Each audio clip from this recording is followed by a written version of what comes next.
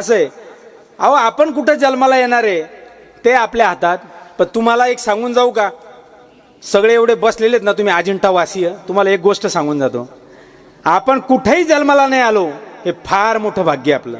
आपण कुठेही जन्माला आलो नाही भाग्य की नाही.